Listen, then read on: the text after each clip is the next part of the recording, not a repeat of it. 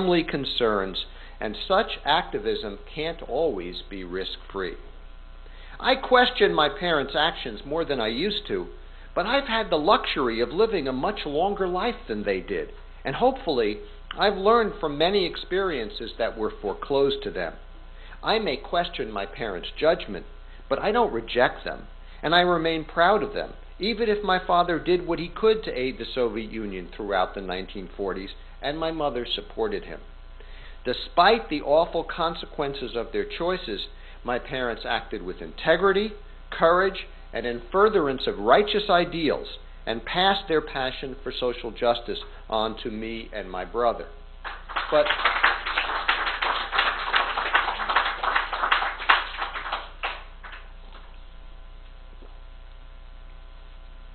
But how can I question my father's innocence, yet say he acted with integrity when he categorically denied his guilt? Reconciling this seeming contradiction provides the answer to this question and a starting point for understanding the rationale for the NCRRC's plan to reopen my parents' case. To understand my parents' actions, you must know something about them as people. My mother was born in 1917, my father in 1919. So they were teenagers during the depths of the Depression when Roosevelt took office in March of 1933. They were desperately poor. A friend describes how she and my mother stuffed newspaper in their shoes to block the holes in them, to keep their feet from freezing as they walked to high school in the snow. My mother had a terrific singing voice. I find it ironic that she was given a special assignment of singing the national anthem at all high school assemblies. My father studied the Talmud after school, and some felt him suited to become a rabbi. Despite incredible odds, they graduated at the top of their high school's classes. My father was one of the first members of his family to enter college. Both my parents saw the world crumbling around them. They saw the meager possessions of impoverished families in their neighborhood thrown into the streets because they couldn't pay the rent. They saw the Communist Party organize squads of volunteers to break into the now empty apartments and move the families back in. They demonstrated for jobs, saw the police attack the peaceful demonstrators, and then read newspaper accounts in the capitalist press that the communists had rioted and the police restored order. They saw firsthand how the Communist Party sided with the poor and the capitalist press lied. My mother attempted to organize a union and was fired for leading a strike at her first full-time job after graduating high school. She filed a claim before the newly organized NLRB and won. My parents became young adults as Nazis rose to power, as Germany helped the fascists win in Spain, while the Roosevelt administration stood idly by. The only piece of tangible evidence seized from my parents' house introduced as evidence of a crime at my parents' trial was a tin can labeled, quote, "Save a Spanish Republican Child." They were raising money for the orphans of the Spanish Civil War. My mother took on low-paid secretarial work and sang at union rallies in the evenings.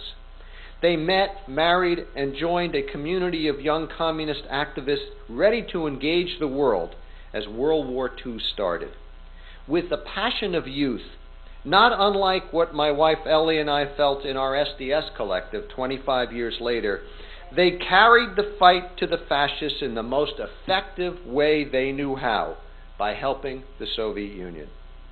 My father received an engineering degree from the City College of New York.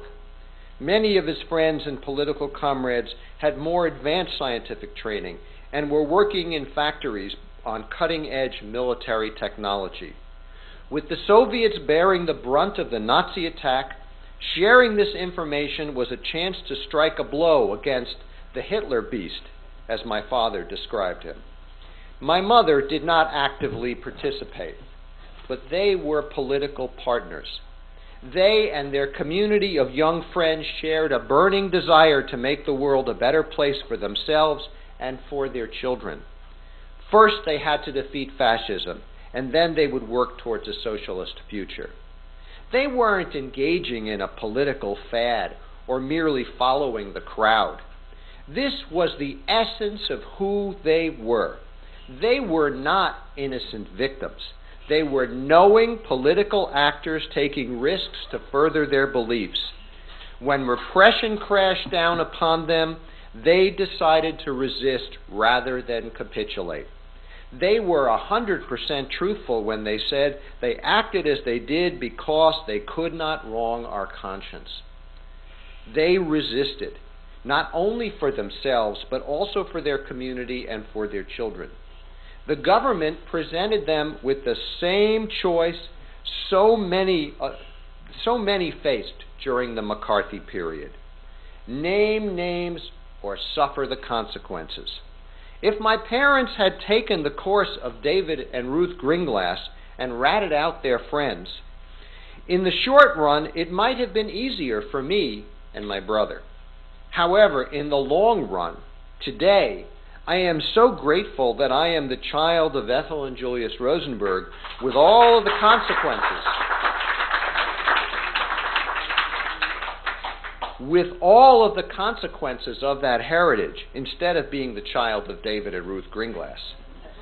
I embrace my parents' legacy of commitment and resistance, even if I might not always agree with their decisions. They acted with integrity, even if they did not tell the whole truth. But what is the impact of this new information on reopening my parents' case? Some say it is absurd to reopen the Rosenberg case when recent revelations indicate we already have all the answers. That my parents' co-defendant Morton Sobel's admissions tell us all that we need to know. My parents were convicted of conspiracy to commit espionage, these people argue. And Julius not only conspired, he actually did commit espionage. Case closed. Others refute Sobel's new statements by attacking his veracity. They contend Sobel, at 93 years old, is spewing wild fantasies, or they maintain that since he denied any involvement for 60 years, admitting he lied renders any claim he makes now untrustworthy. Sometimes these people make these seemingly irreconcilable points simultaneously. I think what Sobel said is neither a fantasy nor a lie. Sobel's revelations, however, are irrelevant to the ongoing need to reopen the Rosenberg case. This is the key point. Whether or not Morton Sobel and Julius Rosenberg engaged in espionage, the government of the United States perverted our judicial process to execute two people for something they did not do. We reopened the Rosenberg case to understand fully what the government did, and because the implications of those actions are critical to us all today. The defendant's conduct sheds little light on this. We must focus on the government's conduct instead. That's what the NCRRC intends to do. And we're not only doing this just for the sake of history. My parents' case also teaches us essential lessons about today and about tomorrow. My parents, as you heard before, were charged under the Espionage Act of 1917. The 1917 Act has an infamous history. It originally served to squelch opposition to World War I. It criminalized criticism of the war effort and sent hundreds of dissenters to jail for voicing their opinions.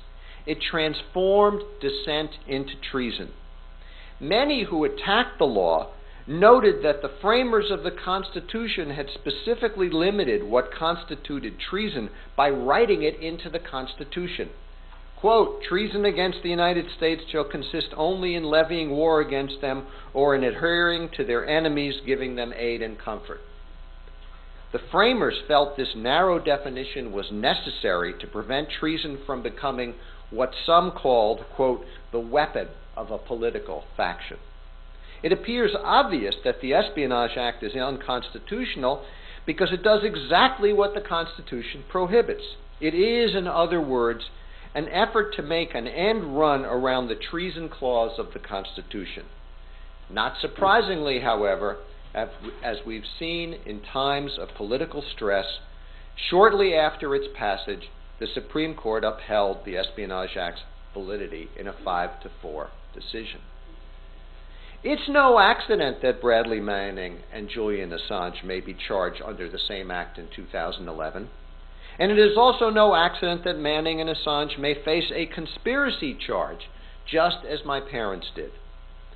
All that is required of the prosecution to prove a conspiracy is to present evidence that two or more people got together and took one act in furtherance of an illegal plan.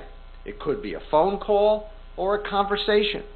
In my parents' case, the only evidence presented against my mother was David and Ruth Greenglass's testimony that she was present at a critical espionage meeting and typed up David's handwritten description of a sketch. Although this testimony has since been shown to be false, even if it were true, it would mean that the government of the United States executed someone for typing. But the reach of conspiracy is even more insidious.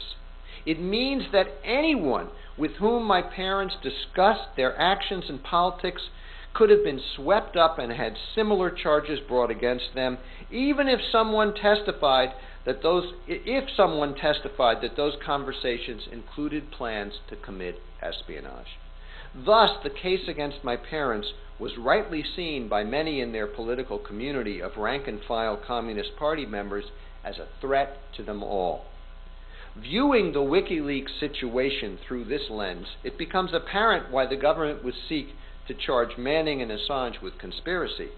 Not only those two, but anyone involved in the WikiLeaks community could be swept up in the dragnet. Just as in my parents' case, the prosecutors could seek to bully some involved into ratting out others in return for more favorable treatment.